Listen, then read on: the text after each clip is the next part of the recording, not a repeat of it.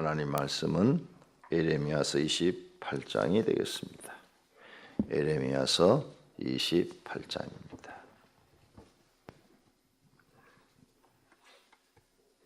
그 해 곧 유다 왕 시드기야가 다스리기 시작한 지 4년 다섯째 달 기브온 앗술의 아들 선지자 하나야가 여호와의 성전에서 제사장들과 모든 백성이 보는 앞에서 내게 말하여 이르되 만군의 여호와 이스라엘의 하나님이 이같이 일러 말씀하시기를 내가 바벨론의 왕의 멍에를 꺾었느니라.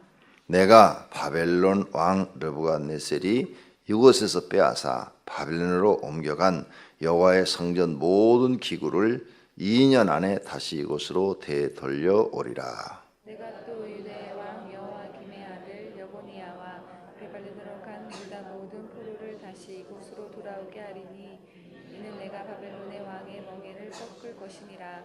여호와의 말씀이니라 하시니라. 선지자 에레미야가 여호와의 성전에 서 있는 제사장들과 모든 백성들이 보는 앞에서 선지자 하나냐에게 말하니라. 선지자 에레미야가 말하니라. 아멘. 여호와는 이같이 하옵소서. 여호와께서 내가 예언한 말대로 이루사 여호와의 성전 기구와 모든 포로를 바벨론에서 이곳으로 되돌려 오시기를 원하노라. 그러나 너는 내가 내 귀와 모든 백성의 귀에 이르는 이 말을 잘 들으라. 나와 너 이전의 선지자들이 예로부터 많은 땅들과 큰 나라들에 대하여 전쟁과 재앙과 전염병을 예언하였느니라. 평화를 예언하는 선지자는 그 예언자의 말이 응한 후에야 그가 진실로 여호와께서 보내신 선지자로 인정받게 되리라. 선지자 하나냐가 선지자 에레미야의 목에서 멍에를 빼앗아 꺾고 모든 백성 앞에서 하나냐가 말하여 이르되 여호와께서 이와 같이 말씀하시니라. 내가 2년 안에 모든 민족의 목에서 바벨론의 왕 느부갓네살의 멍에를 이와 같이 꺾어 버리리라 하셨느니라 하매 선지자 에레미야가 자기의 길을 가니라. 선지자 하나냐가 선지자 에레미야의 목에서 멍에를 꺾어버린 후에 여호와의 말씀이 에레미야에게 임하니라. 이르시기를 너는 가서 하나냐에게 말하 이르기를 여호와의 말씀에 내가 나무 멍에들을 꺾었으나 그 대신 새 멍에들을 만들었느니라. 만군의 여호와 이스라엘의 하나님께서 이와 같이 말씀하시니라. 내가 새 멍에로 이 모든 나라의 목에 메어 바벨론의 왕 느부갓네살을 섬기게 하였으니 그들이 그를 섬기리라. 내가 들짐승도 그에게 주었느니라 하라. 선지자 에레미야가 선지자 하나냐에게 이르되 하나나여 들으라. 여호와께서 너를 보내지 아니하셨거늘 내가 이 백성에게 거짓을 믿게 하는도다. 그러므로 여호와께서 이와 같이 말씀하시되 내가 너를 지면에서 제하리니 내가 여호와께 패역한 말을 하였습니다. 내가 금년에 죽으리라 하셨느니라 하더니 선지자 하나냐가 그의 7째 달에 죽었더라. 아멘. 28장의 내용은 이제 유다 나라, 남중 유다의 마지막을 지금 통치하고 있는 시드기야 왕 4년에 일어났다. 시드기야가 11년을 통치하고 나라가 망합니다. 그런데 이미 시드기야가 왕이 됐을 때 1차 포로로 잡혀간 사람들이 있습니다. 1차 바벨론으로 포로로 잡혀간 사람들이 있는데 이 하나냐와 에레미야 선지자의 대결장입니다. 하나냐 선지자와 에레미야 선지자의 서로 상반되는 말을 하죠. 여러 사람들 앞에서, 성전 앞에서. 이스라엘 사람들은 예루살렘에 가보시면 예루살렘 성전 앞들이 제일 높습니다. 산 고지에 만들어졌기 때문에 평지가 별로 없어요. 그런데 그 예루살렘 성전 뜰은 평지입니다. 그래서 우리나라로 말하면 운동장 정도 되는 거죠. 운동장, 소아 고등학교 운동장 정도 되는 거지만 그 사람들은 그게 넓은 땅이에요. 전 국토가 우리나라 강원도만밖에 안 하니까 넓은 땅입니다. 그런데 사람들이 이렇게 이제 모여 있는데 이 하나냐가 성전에서 제사장들과 모든 백성 앞에서 말을 했다 그랬어요. 하나님께서 말씀하셨느니라. 바벨론으로 포로로 잡혀간 사람들은 2년 안에 다 돌아올 것이고 그 바벨론은 하나님이 꺾어버리셨다. 그래서 이 에레미야가 목에다가 소멍에를 갖다가 이렇게 베고 다녔는데 그걸 딱 뺏어가지고 탁 꺾어버렸어요. 이와 같이 하나님께서 바벨론을 꺾어버리시고 우리 포로로 1차로 잡혀간 사람들 다 2년 안에 돌아오시게 한다고 했느니라. 그리고 바벨론을 하나님이 망하게 한다고 했다. 이렇게 말을 하는 거예요. 에레미야가 들으니까 기가 막힌 거죠.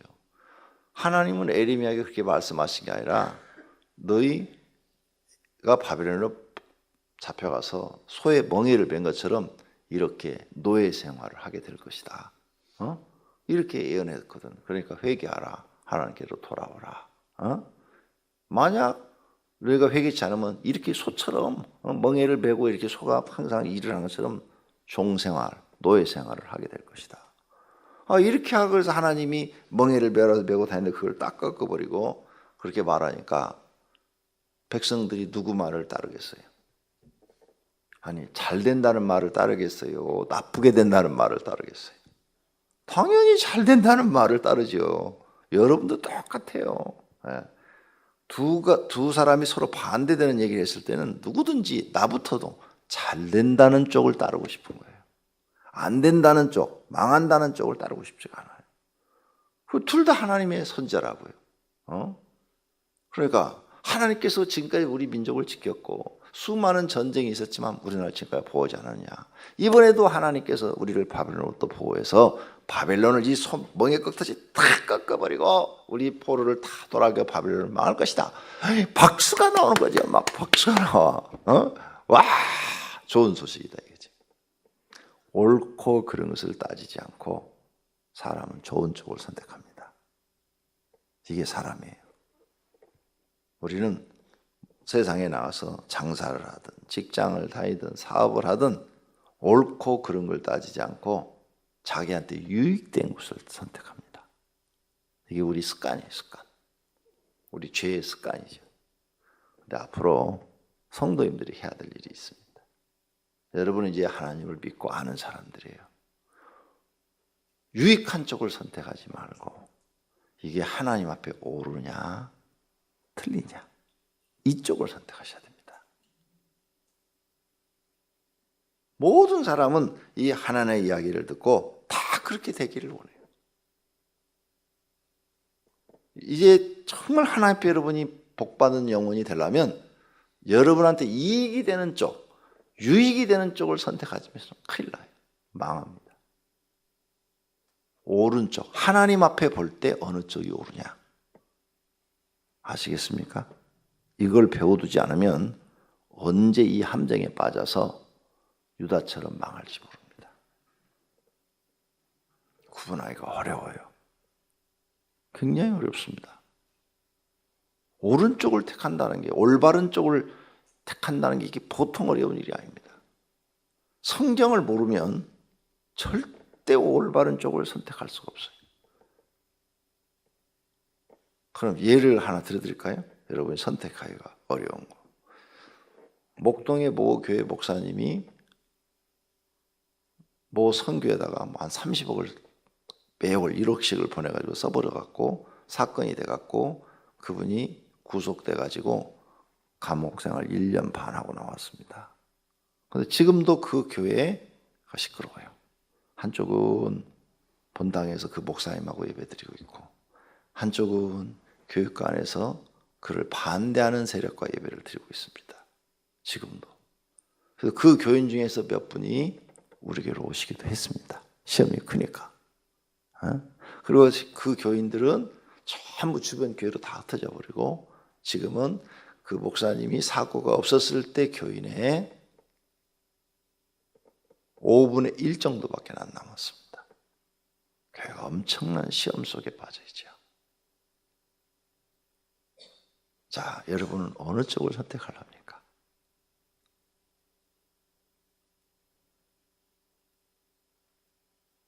어느 쪽을 선택해야 그게 하나님 앞에 올바른 쪽일까요? 둘 다 올바르다고 지금 얘기하고 있습니다. 교육관에서 지금 몇 년째 예배를 드리고 있는 그들 계속 소송하고 있습니다.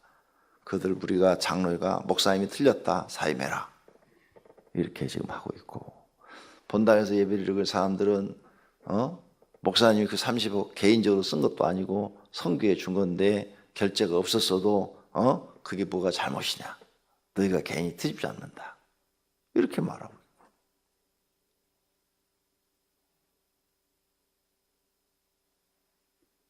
근데 법원에서는 개인적으로 그 돈을 이용했다 해가지고 1년 반 살고 나왔는데도 그분들은 계속 그분을 섬기고 있습니다.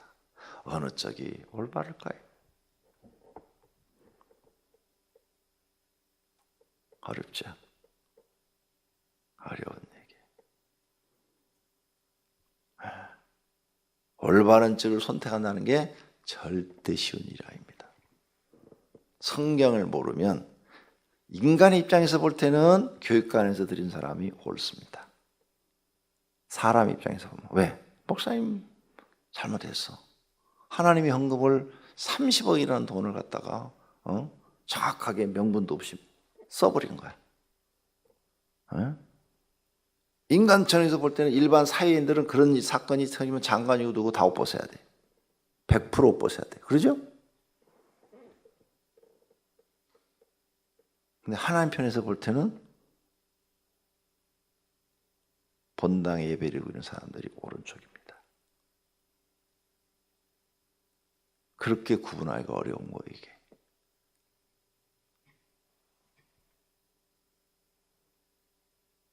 그 목사님에 대한 심판은 하나님께 맡기는 거예요. 그 목사님이 무슨 이단적인 설교를 한 거나, 그러죠? 무슨 성경을 잘못 해석해서 가르쳐가지고 영혼들을 죽이거나 그런 일은 아니에요. 도덕적으로 돈을 잘못 관리를 해서 실수를 해서 자기가 30억을 썼던 선교회 축구 선교회에다가 줬다고 그러던데 축구 선교회가 30억을 다 써버렸던 실수한 건 사실이에요. 그건 하나님도 다 아시는 일일 테고. 그런데 하나님 편에서는 교회에 이렇게 큰 문제를 일으켜서 그걸로 시비를 걸어가지고 교인들의 5분의 4가 나가게 하고 그게 사회 이슈가 되게 하고 이렇게 만든 인간 편에 서 있는 이 사람들이 잘못인 것입니다. 만약 목사님이 그런 일이 있었다면 그들이 기도회를 했어야 됩니다. 하나님 앞에. 우리 교회가 하나님 앞에 올바르게 가자. 이건 세상의 법정에 세울 일이 아니라 우리가 살아계신 하나님 앞에 기도하자. 하나님 살아계시니까 하나님이 살아계신다면 이 문제를 잘 정리해 주실 것이다. 그리고 만약 저 목사님을 놓고 우리가 기도하면 성령님께서 그를 회개시켜서 올바르게 만들어 주시든지 아니면 올바르게 그가 돌아오지 않으면 하나님께서 데려가시든지 알아서 하도록 해야 될 거 아니야. 기도했어야 됩니다. 심판은 누구에게 맡긴다고요? 하나님께. 항상 여러분은 하나님께 맡겨야 됩니다. 원수 갚는 일을 내게 맡기라 하지 않았습니까? 그랬어요, 안 했어요? 이건 원수가 되는 일도 아니에요. 그러죠? 원수가 되는 일도 아니라고요. 그런데 인간 편에서 본 겁니다. 교회. 그렇게 여러분이 구분이 어려워요. 하지만 언제나 여러분 앞으로 이제는 하나님 편에 서셔야 됩니다. 인간 편에 섰다면 여러분 망합니다. 아니, 이건 원수도 아니에요. 그보다 더 가벼운 거예요. 원수도 네가 갚지 말고 누구한테 맡기라고? 하나님께 맡기라고 그랬어. 그리고 원수를 위해서 기도해 주라고 그랬어.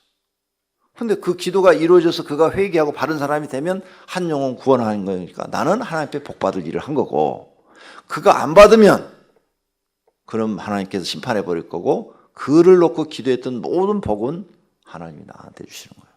왜? 내가 선하다고 인정을 받았기 때문에. 그게 그리스도인의 자세입니다. 이런 걸 여러분이 정확하게 알아야 돼요.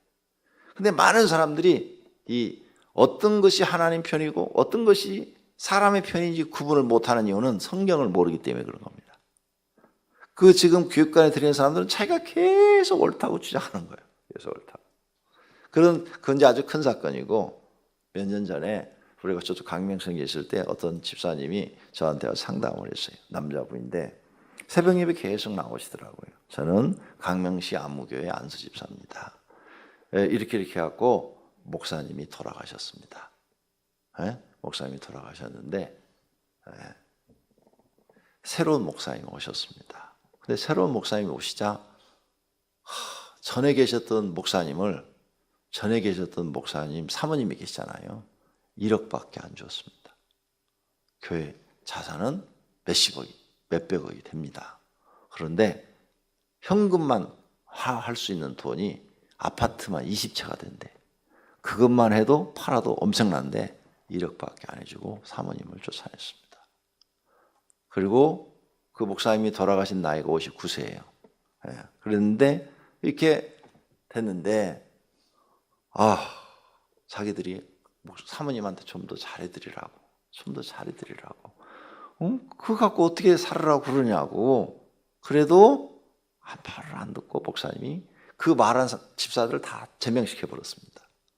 그래가지고 교회가 시험이 들어서 이제 반대 세력이 완전히 구성돼서 목사님 나가라고 하는 세력이 생긴 거예요.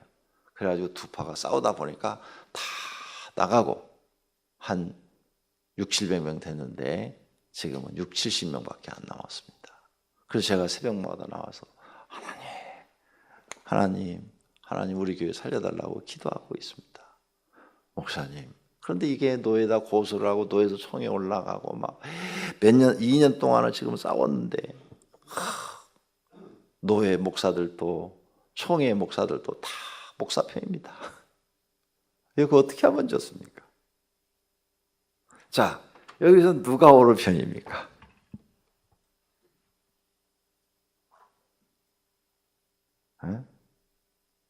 누가 옳은 편입니까? 이 지금 안수 집사님이 주동이 돼 있는 거예요. 이분이 옳은 편입니까? 아니면 지금 들어와서 자기 마음에 안 드는 사람 다 잘라버리고, 후임자죠. 다 잘라버리고 사모님한테 그렇게 인색하게 하고 이런 분이 옳은 편입니까? 광명시에서 있었던 일이에요.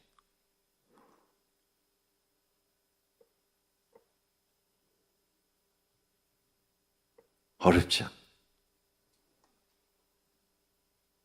이 목사님은 위에 정치하는 노예 목사들이나 총회 가서 막 돈을 써서 정치를 해가지고 다 자기 편을 만들어가지고 자기한테 유리하게 판결을 하도록 항상 하고 있다는 거예요. 그래서 그 목사님들하고 개인적으로 얘기하면은 당신 집사님 말이 옳다고, 그래서는 안 된다고 이러면서도 결과는 꼭 뒤집어져서 내려온다는 거예요. 누가 옳은 편일까요? 여기서도 그 집사님이 잘못된 겁니다. 옳은 편이 아니랍니다. 이분이 지금 굉장히 오른쪽으로 하고 있는 거죠. 그죠? 올바르게 의의 편에서 일한 것 같아갖고 막 의분이 굉장하더라고 나한테. 그래서 내가 그 집사님 드렸어요. 집사님 손 띄세요. 집사님 지금 잘못하고 있는 겁니다. 손 띄세요. 집사님 말을 나 충분히 다 이해했어요. 인간적으로 볼 땐 집사님이 옳습니다. 근데 하나님 편은 옳지 않습니다. 손 띄세요. 내 말 안 듣고 끝까지 싸웠는데 못 이기고 결국은 다 쫓겨났습니다.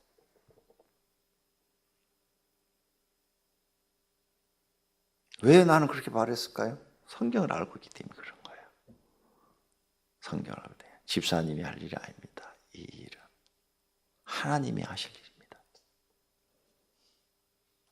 집사님 손으로 해결할 일이 아니에요. 그리고 집사님이 아무리 가서 노예총회 가서 뭐 합리적인 얘기를 하고도 그 사람들이 다 들어보면 다 옳은 얘기입니다. 틀린 얘기 하나도 안 없어요. 집사님 얘기 들으니까 내가 다 옳은 얘기예요. 얼마나 의분이 일어났으면 그렇게 했겠습니까?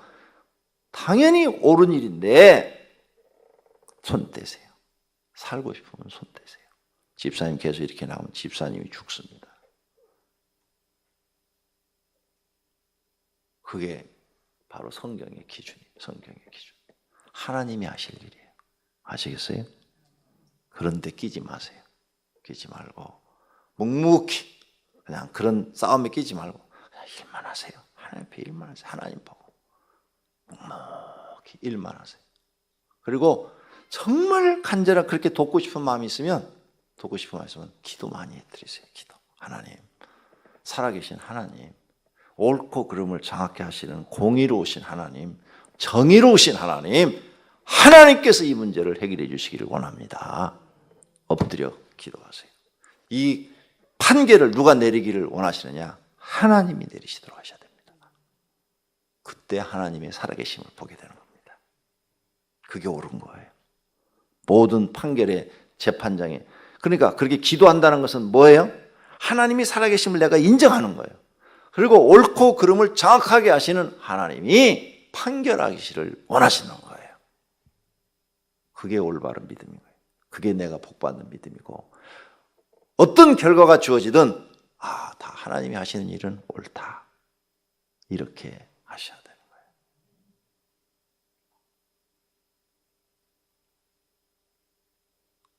어렵죠? 그래도 어렵지 않아요. 어떤 게 오른쪽인지.